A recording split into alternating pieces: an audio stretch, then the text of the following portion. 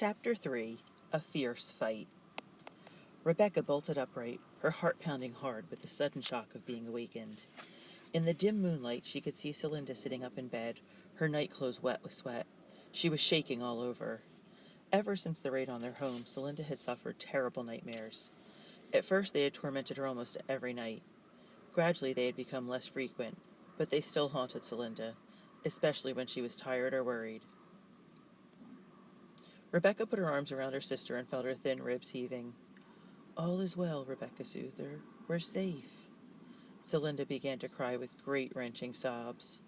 Rebecca held her close. "All is well," she repeated. "'Twas a dream." Suddenly Rebecca saw a dark head appear at the edge of the loft. She jumped and almost screamed. Then she realized it was Isaac. He had climbed part way up the ladder. "What's wrong?" he demanded. Rebecca took a deep breath. In the confusion of the night, she had forgotten about the savage boy downstairs. "Nothing. Go away." Isaac vanished as quietly as he had appeared. Rebecca turned back to her sister. "Was it the same dream?" she asked. Between sobs, Celinda nodded. "It's as if it's happening all over again," she whispered. The summer night was warm, but Rebecca felt goosebumps. She remembered the awful raid all too well. She also remembered how, for weeks afterward, Celinda had neither spoken nor cried. She had just sat and stared off into the distance. Rebecca had fed and dressed her sister, and she'd tried to protect her from the curiosity of others. Yet after a few weeks, people had started to say that Celinda was not right in the head. Rebecca had been terrified. She had already lost her parents and Ben. Was she going to lose Celinda too? She turned to Captain Stevens for advice. He had assured her that someday Celinda would get better. "She's just mourning in her own way," he'd said. The captain had been right. After 2 months, Celinda had finally said her first word, Rebecca. From then on, her speech had slowly returned. Yet even now, Celinda often turned to Rebecca for comfort, especially when the nightmares tore open all her old fears. The girls had a ritual they would go through before returning to sleep, and tonight was no different. First, Celinda asked her sister whether they had done the right thing by leaving their parents. "Mama told us to go into the cellar," Rebecca assured her sister. "She wanted us to be safe." "And the spoons?" Celinda asked. Rebecca usually mentioned the spoons, but tonight she hadn't wanted to. "The spoons are here," Rebecca said. She reached under the mattress and pulled out the small linen pouch that Celinda had sewn for the spoons.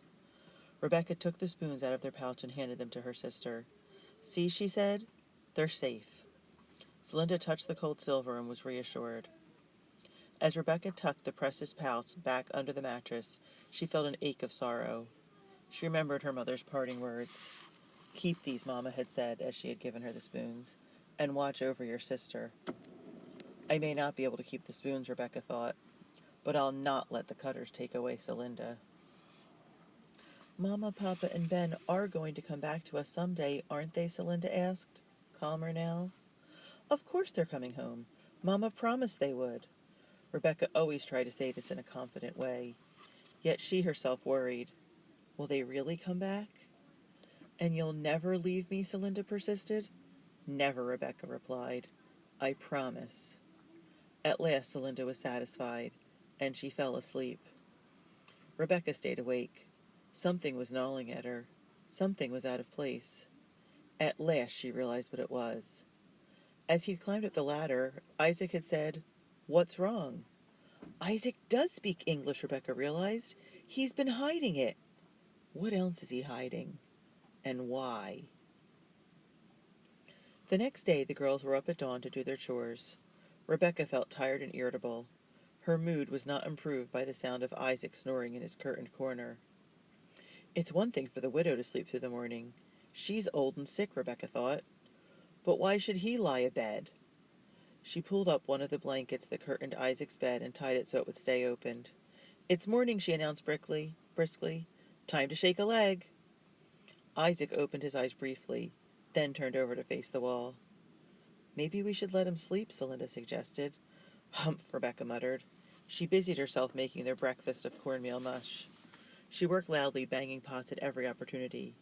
Then she had an idea. She glanced over to Isaac's corner.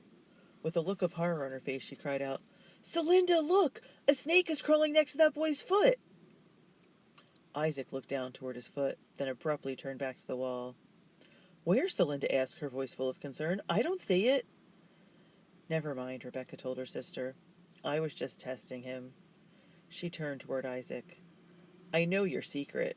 You do speak English, don't you? Isaac ignored her. Don't you? Rebecca repeated loudly. Isaac turned and looked at her, seemingly uncomprehending. Rebecca stamped her foot. Don't play the fool, she said. I heard you last night. You said, "What's wrong?" Isaac lifted himself up on one elbow. What's wrong? What's wrong? What's wrong? He demanded in a sing-song voice. Yes, no, stop, go, water, horse. He pointed to the fireplace. Fire, food. Speak English, yes? No. I think he only knows a few words, Celinda whispered. I think he's pretending, Rebecca said loudly. He knew what I was saying about the snake. She gestured toward Isaac. Why should you lie abed while we do all the work? She demanded. You heard Widow Tyler last night. We need some wood chopped. Isaac did not respond. Rebecca swung an imaginary axe in the air. Chop the wood, she said slowly and loudly. She unbarred the back window and pointed to the woodpile that stood in the grassy space between the back of the house and the palisade. Out there! Still, Isaac lay motionless. Celinda stepped forward. He doesn't understand, Becca, she said softly. She picked up the axe by the door. I'll chop the wood. I'm big enough now, and I've a little time before the Cutters will be expecting me. Before Rebecca could protest, Celinda unbarred the back door and limped outside with the axe, which was almost as tall as she was. From the back window, Rebecca watched her sister try to split a heavy log. Thud. The axe fell dully on the hard wood, barely nicking the surface. Celinda pulled out the axe and tried again, and again. The blade bounced off the wood. Of all the foolishness, Rebecca said finally, I suppose I must do it myself. She started out the door to help Celinda, but Isaac, without a word, stood up and brushed her aside. He walked out to the woodpile and took the axe from Celinda. Then he swung it high into the air. Crack, crack. With strong, sure strokes, he split the wood into quarters. As Isaac reached for another log, Celinda began to speak to him. Rebecca could not hear what her sister was saying, but she could guess. From the doorway, she watched Celinda gesture with her hands, first reaching tall, then holding her hand a little above her head, then finally pointing down to the height of a small child. Isaac listened carefully, but without expression. Then he shook his head. Celinda limped back toward Rebecca. I asked him if he'd ever met a man named Josiah Percy, a woman named Martha Percy, or a little boy called Benjamin, Celinda said. Did he say anything? Asked Rebecca. Celinda shook her head sadly. I'm not sure he'd have told us even if he did know something, Rebecca said. I think he likes Indians more than white people. Don't be too hard on him, Celinda said. He's not been with us long. Why are you taking his side? Rebecca demanded. Have you forgotten what the Indians did to us? As soon as the words were out of her mouth, Rebecca regretted them. She knew Celinda could never forget the raid, any more than she herself could. But why did Celinda have to be so confounded kind to the savage boy? Celinda hung her head. I'd never forget the raid, Becca. But Isaac had naught to do with that. And I think of Ben, and how I'd want someone to be to him if he was freed from the Indians as Isaac was. Besides, and now she looked up at her sister, he did come out and help me with the wood. Seems to me it was his job to start with, Rebecca said shortly. She turned and walked back into the house.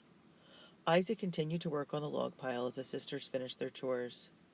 When Widow Tyler woke up, she had a coughing spell. Rebecca made her tea with honey to soothe her throat. The widow drank it gratefully. Then she asked, Where's the boy? Rebecca explained that Isaac was chopping wood. Widow Tyler smiled. I knew he'd be a help to us, she said, and then she was caught by another spasm of coughing. Rebecca poured more hot water into her tea and gave her the last spoonful of honey from the crock. That's the end of the honey, ma'am, she told the widow. I'm sorry. 'Tis a shame, said the widow. Both she and Rebecca knew there was no money to spend on a luxury like honey. The widow sighed. Well, perhaps God will provide. The widow sat in her chair and read her Bible until her head began to nod. Then she returned to bed for a nap. The sun was fully up now, and all the settlers were beginning their day's work. Before leaving for the Cutters, Celinda carried a cup of water out to Isaac. "'Twill soon be hot out," Celinda explained to her sister, "and Isaac is working hard." Rebecca glanced outside. A pile of cut logs was growing next to Isaac. "He's doing well enough, I dare say," she said grudgingly. "I hope he stacks those logs, too." Soon after Celinda left, Rebecca was startled by a man's horse singing, "Mend and fix, trade and sell, I do it all and I do it well." It was the peddler, old Johnny. He was going from cabin to cabin, advertising his wares. Now he stood in the doorway of the widow's cabin, his leather bag slung over his shoulder. "What say ye, young lady?" Johnny asked. "Any pots need mending? Anything to buy or sell? I've some lovely cloth here, and buttons of all kinds." Rebecca swallowed hard. She had been thinking about how she could sell the spoons. Few people at Fort No. 4 had money for a luxury like silver, but the peddler traveled to many settlements. Surely he would know someone who could afford the beautiful spoons. Nervously, she wiped her hands on her apron, then curtsied politely. "Yes, sir. We may have some things for sale. Do you buy silver spoons?" Just then Ezekiel Cutter walked up behind the peddler. "Silver?" Ezekiel jeered. "Ha! What's a girl like you know about silver? I suppose you've a gold crown too, eh?" Rebecca drew herself up.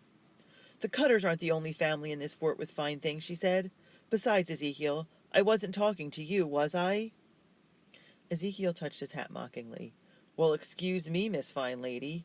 I didn't want to talk with you neither." He looked over the peddler's head and peered into the widow's dark cabin. "Where's that Indian boy? He's the one I'm looking for." "He's out back at the woodpile," Rebecca told him. Ezekiel left, and she turned to the peddler. "Pray, sir, come inside," she said. She pointed toward the curtained area where the widow's bed stood. "Widow Tyler's asleep, but she won't hear us if we're quiet." Old Johnny walked inside the cabin with the silent steps of a man who had spent a long time in the wilderness. His quick gray eyes took in the corner bed where Isaac had slept. "Too bad that boy is staying here with you," he said in a low tone. "Watch out for him." "What do you mean?" The peddler took a seat on the bench. "I've seen white children who've been raised by Indians. Sometimes, if they're ransomed and brought back to their own kin, it works out all right. They're glad to be back home. But more often—" He let his voice trail off. "What happens?" Rebecca asked anxiously. "Well, most often the young uns, especially the boys, don't want to come back at all," Johnny explained. "They've grown used to the Indian ways, and they want to stay with their tribe, no matter how much their white kin cry, carry on, and beg 'em to come back." Rebecca nodded. She'd heard of captives who, after years of living with the Indians, had refused to return to their white families. But she had never understood it. "The Indians hate us as much as we hate them, don't they?" she asked the peddler. "Why do they want to adopt white children?" Johnny shrugged. "Many Indians have died of sickness, and they need more people for their tribes. The way they see it, once they've had their ceremonies and all, the white young uns are as good as blood kin to them." Rebecca looked down at the scarred wooden table. It was terrible to think of a white child brought up by Indians. "Are Mama and Papa still alive?" she wondered. "And what has become of Benjamin? Does he now call some Indian woman Mama?" She shuddered at the thought. "The young uns come to think of themselves as Indians," the peddler continued. "And if they're forced to come back and live with white folks, oft-times they become thieving no-goods, just like the Indians. So you watch out for that boy Isaac. You hear?" "I will," Rebecca promised. The peddler leaned back on the bench. "Well then, you talked about some silver you wanted to sell?" "Aye," said Rebecca. She paused, then spoke as if the words were pulled out of her. "Could you tell me, perhaps, how much a silver spoon would sell for?" Johnny's eyes narrowed. "How many spoons do ye have? And what do they look like?" "2 spoons, each about so long," Rebecca said, spreading her hands about 6 inches apart, "with designs at the bottom." "Spoons such as that might fetch as much as 13, maybe 14 shillings each," Johnny said slowly. "Of course, I'd have to look at 'em." Rebecca rose from the table and headed for the ladder that led to the loft. "I'll fetch them," she began. She was interrupted by a shout from outside. It sounded as if it came from the woodpile. Rebecca hurried to the window. She was horrified to see that Isaac had taken off his shirt and was now bare from the waist up. "Pardon me, sir, I must go," she told the peddler. "I'll show you the spoons later." She rushed out to the woodpile. Children from some neighboring families had gathered in the grassy area behind the houses. They were pointing at Isaac, and the girls were giggling at the sight of a half-naked white boy. Ezekiel Cutter stood next to the woodpile. "Hey," he taunted Isaac, "don't you have enough sense to wear clothes?" Isaac continued to chop wood. Ezekiel leaned down and picked up a chunk of wood the size of a brick. "You listen when I talk," he demanded. He threw the wood chunk hard at Isaac's head. Isaac dodged, but the wood nicked his ear. A trickle of blood ran down his neck. Isaac turned and hurled down his axe. With a sudden, swift movement, he threw himself at Ezekiel, knocking the bigger boy off his feet. They grappled on the ground, first with Isaac on top, then Ezekiel, then Isaac again. Then Ezekiel, using all his strength, threw Isaac off and scrambled to his feet. Ezekiel pulled out the long knife he always wore by his side. It had a white bone handle into which he had carved the letters E.C. Holding the blade out, he taunted, "How do you like this knife, Indian boy? Want to come get it?" Rebecca drew a sharp breath. Isaac was unarmed. It wasn't fair. "Stop!" she cried out. No one paid attention to her. Isaac rose to his feet, his face still expressionless, his eyes focused on Ezekiel. For a few moments the boys circled each other. Then Ezekiel saw an opening. He lunged towards Isaac. Isaac stepped back just in time. With a powerful kick to Ezekiel's arm, he sent the knife flying. Now both boys were unarmed. Isaac closed in on Ezekiel, wrestling him to the ground. Ezekiel fought hard, but Isaac attacked harder. Rebecca stared in amazement. She had seen boys fight before, but never so fiercely. And no boy in the fort had ever beaten Ezekiel Cutter. "Isaac's no coward," she thought with grudging respect. Finally, Isaac pinned the bigger boy to the ground. It was clear he'd won. But instead of releasing Ezekiel, Isaac grabbed him by the shoulders. Then he started beating Ezekiel's head into the hard-packed ground. A terrifying realization flashed through Rebecca's mind. "That savage is going to kill Ezekiel."